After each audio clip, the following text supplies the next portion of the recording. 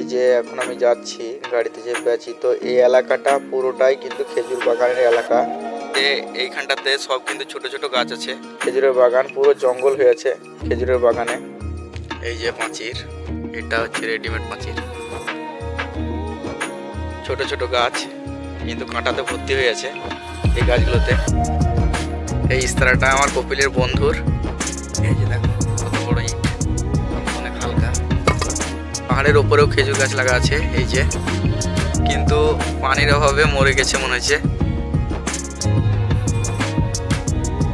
Hi guys, আজকে আমি যাব আমার কপিলের বন্ধুর বাড়ি। আমার কপিল বললো যে ওই জায়গাটাতে যাবে, তো আমি সাথে যাব। তোমাদেরকে যদি পারি কিছু ভিডিও দেখাবার চেষ্টা করব। তো আমরা সাধারণভাবে মনে করি যে সৌদি আরবে ছোট ছোট গাছ, কিন্তু ওই এলাকাটাতে খেজুরের বাগান আছে আর অনেক বড় বড় গাছ আছে। যারা কাজ করে তারা অনেক কষ্ট করে কাজ করতে হয় ওই বড় বড় গাছে, গাছে চেপে চেপে কাজ করতে হয়। তো না দেখলে বুঝতে পারবে না। তো সুযোগ পেলে আমি তোমাদের কিছু ভিডিও দেখাবার চেষ্টা করব। এই যে এখন আমি যাচ্ছি গাড়িতে চেপে আছি, তো এই এলাকাটা পুরোটাই কিন্তু খেজুর বাগানের এলাকা। এখানে অনেক বড় বড় খেজুর গাছ আছে।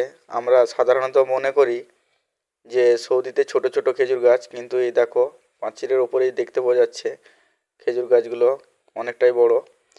আর রাস্তায় যেতে যেতে দেখতে পাওয়া যাবে, দেখো এই যে খেজুরের বাগান পুরো জঙ্গল হয়েছে খেজুরের বাগানে। এত খেজুর গাছ আছে এই জায়গাতে, কিন্তু সবই বড় বড় গাছ। হ্যাঁ, এই এলাকাটা পুরোটাই খেজুর বাগান। তো আমি যেয়ে তোমাদেরকে ভালো করে দেখাচ্ছি যে এইখানটাতে সব কিন্তু ছোট ছোট গাছ আছে। এই ছোট ছোট গাছ থাকলে পরে কাজ করতে একটু সুবিধা হবে।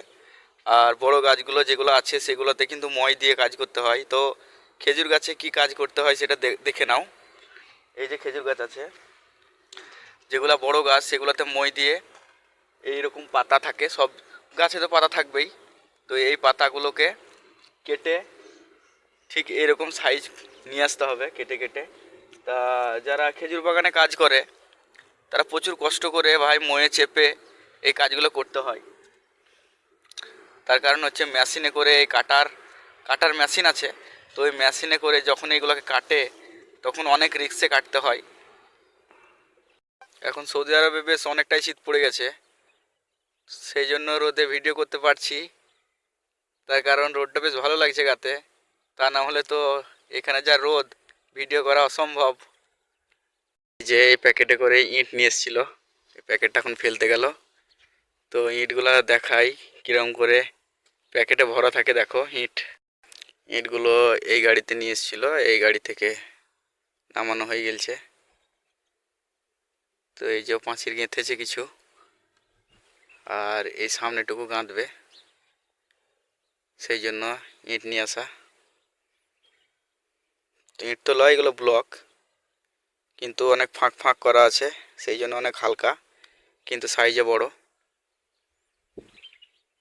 এই যে ইট কিন্তু প্রচুর হালকা, এটা তুলে দেখাই।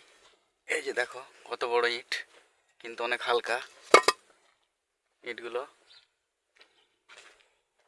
অনেক ইট নিয়ে এসছে। এই যে পাঁচির, এটা হচ্ছে রেডিমেড পাঁচির, শিলপাটের মতো দেখে মনে হচ্ছে যেন টাইলস, কিন্তু রেডিমেড ভাবে বসিয়েছে। এই যে এই খাপে খাপে বসিয়ে দিয়েছে, গোটাটাই করেছে। এদিকে আর এদিকে, দিকে গোটাটাই রাস্তা, সূর্যা রাস্তা চলে গেছে। আর কত কাঁটা গাছ দেখো খেজুরের বাগানে, শুধু কাঁটাই কাঁটা। পাহাড়ের ওপরেও খেজুর গাছ লাগা আছে এই যে, কিন্তু পানির অভাবে মরে গেছে মনে হচ্ছে। পানি পেলে আবার সব ঠিক হয়ে যাবে। এখানে গাছ মরে যায় দেখে মনে হয় যে মরে গেছে, কিন্তু আসলে মরে না খো গাছগুলো, পানি পেলে আবার সব ঠিক হয়ে যায়। এই যে রাস্তা, এই ইস্তারাটা আমার কপিলের বন্ধুর, আমার কপিলের সাথে এলাম। গাড়ি লাগা আছে আমার কপিলের, এটা গাড়ি। দেখো কত বড় খেজুরের গাছ, খেজুর ধরে আছে এখনো, শুকিয়ে গেছে। অনেক বড় বড় খেজুরের গাছ। এগুলোতে হয়তো এখন মানুষ আসেনি কো। যারা এই বাগানে কাজ করে তারা প্রচুর কষ্ট করে। দেখো গাছগুলো সব কেটে দিয়েছে।